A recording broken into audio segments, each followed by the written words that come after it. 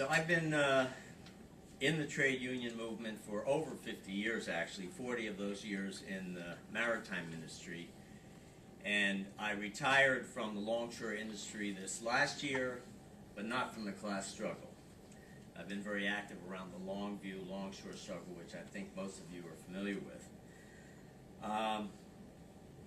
The main point I want to make tonight, well, let me preface it by saying that I want to dedicate my remarks to an old comrade of mine who taught me the ropes in the Longshore Union, Howard Kaler.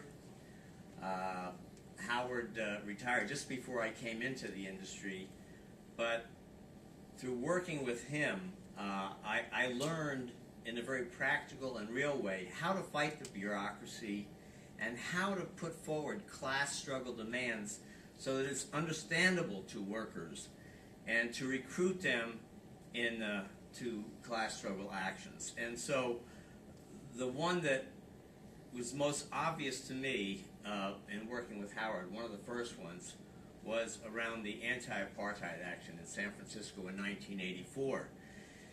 And it was that action, we actually shut down the ship for 11 days. I was in another division of the Longshore Union, the International Longshore and Warehouse Union. I was in the Inland Boatmen's Union at the time.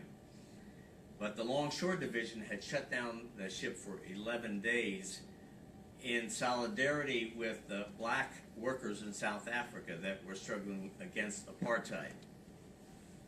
And Howard played a leading role in that. It was his motion at the union meeting that the action was based on, and Howard was out there day and night organizing on the line to make sure that longshoremen adhered to the discipline of the membership, which was to refuse to work the South African cargo.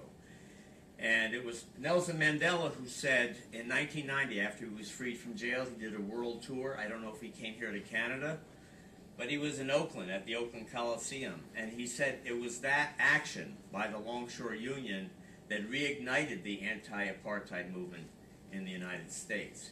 So it's that kind of exemplary work that Howard did that I wanted to dedicate my remarks to. My main point this evening is that there is a class war in capitalist society, whether it's in Canada, the United States, or any other part of the world. The problem is, for decades now, it's been pretty much one-sided. And here in Canada, I think recently the city workers took a really bad concessionary contract. Caterpillar in London closed up, and Stelco, after 11 months lockout, the workers there were terribly set back, and it looks, without any kind of serious challenge, that they're going to close the plant completely. And so this is endemic of what's happening around the world. Workers have been on the defense. There is a reason for that, and that's because there's not a class struggle leadership in the trade unions that's willing to make the kind of fight, an international fight, to beat back these corporations. And so what I want to do with that is show you this clip of the work that I was involved in with Howard Kaler in large part in the San Francisco Bay Area. Okay, and it was mainly through the Longshore Union that we were able to achieve these kinds of victories. Small victories, limited victories, but significant in the sense that it can show workers how to beat the employers based on a class struggle program. So, Gordon, can you run this clip? It's a short video, and let's see what it is.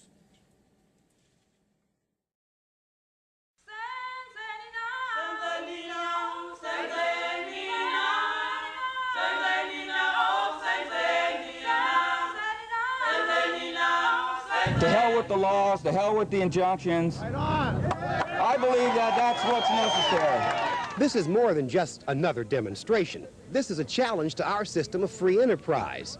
Here you have millions of dollars worth of goods on a ship back there, And people here saying that if you do business with South Africa, you can't do it here. This money is made off the most extreme exploitation of the black people in South Africa. Families are divided, people are being pushed out. It's like if you were in California and people were pushed out on the Mojave Desert and put in tin shacks with no way to grow food and no way to live, and they die.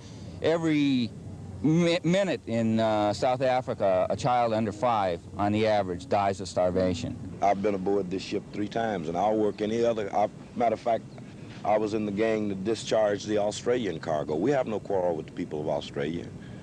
We have no quarrel with Ned Lloyd Lines. We have a quarrel with the South African government. It's got the blood of the courageous youth in Soweto that stood up against the vicious, racist apartheid regime. Of this administration of this city for passing paper resolutions against apartheid and using the police force to remove people and workers who are trying to strike an economic blow against that regime. It was a Longshore courage in deliberately violating the Taft-Hartley law and the union contract that made that successful. 2,000 longshoremen walked off the job at 11 this morning. The walkout was quiet enough, but by mid-afternoon there was an angry protest. Rita Williams reports. As they left their jobs, several hundred longshoremen gathered here at the port of Redwood City and set up a picket line. The Inland Boatmen's Union is on strike against Crowley Maritime, the owner of the barge here at the port. In sympathy with the boatmen, longshoremen have agreed not to unload any of Crowley's barges. That's why they got upset when members of other unions, you can see in this shot, started working longshoremen's jobs unloading cans of pineapples. About mid-afternoon today, longshoremen could stand it no more, and they stormed the barge. Some stopped along the way to pick up sticks and rocks, even sledgehammers. The scabs aren't going to work this barge. That's all there is to it. Our jobs, our lives, and everything else is on the line. This would stop any job. Port officials called police, and the stevedores kept moving. It looked like a scene from On the Waterfront. By the time the longshoremen reached the barge, no workers were in sight. So some of the longshoremen took out their wrath on a tire and the truck the containers were loaded onto. Crowley Maritime official told us the whole action today was illegal, that it was a secondary boycott.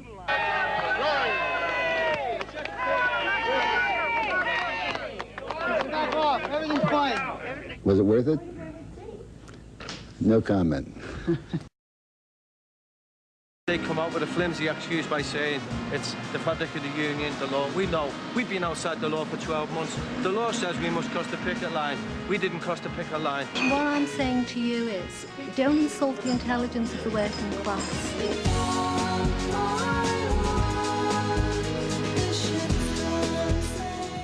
It will be every docker in every port around the world, so that Mercy Dock and Harbor Company must understand that their cargo may be loaded here by scabs, but it will not be unloaded in any port in the world. Won't take no more. Won't take no more. Are we ready to fight? Damn right. Are we ready to fight? Damn right. When a ship came in from Thamesport, which was a port that was administered by Mercy Docks and Harbor, when it came into the port of Oakland, labor activists in this port put up a picket line, and longshoremen dispatched to the job saw the signs that called for longshoremen not to work the ship in solidarity with the Liverpool dock workers. The arbitrator have ruled that it was a bona fide health and safety. We can't cross because of the health and safety reasons. Okay? 1, 2, 3, 4. Don't go through that terminal door. 5, 6, 7, 8. Not until they reinstate. You're a litter bug. It's not a process server. You don't serve shit. You're a litter bug. Litter bug. Litter bug. Litter bug. 500 men sacked for refusing to ever cross a picket line. Voices down the ages warning, never cross a picket line. You must never cross a picket line.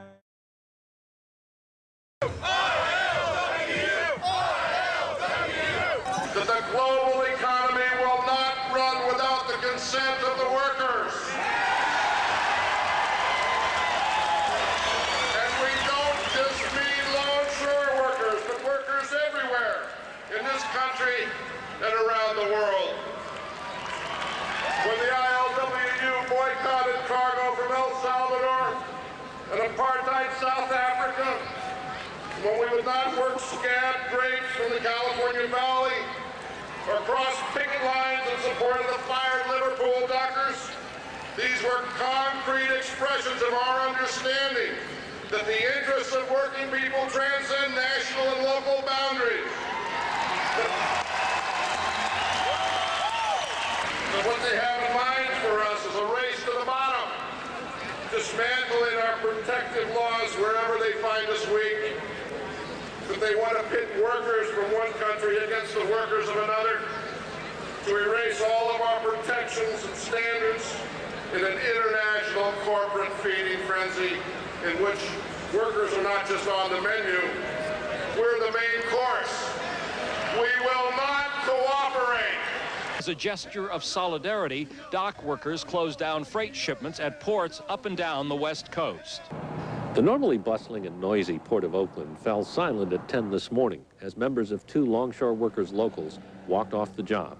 The people who operate the equipment and the clerks who keep track of the movement of containers took off after their 10 o'clock break.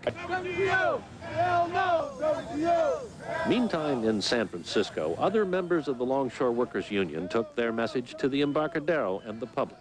It was a protest aimed at the World Trade Organization. In a press release, International Union President Brian McWilliams explained it this way: by taking time out from work to voice our concerns, the ILWU is telling the transnational corporations that they cannot run the global economy without the workers of the world. Some 9,600 union members in 3 dozen West Coast ports were expected to take part in today's actions. Dock workers say Saturday's a big overtime day to move tons of goods that come through ports. And they say nothing was moved on the day shift today.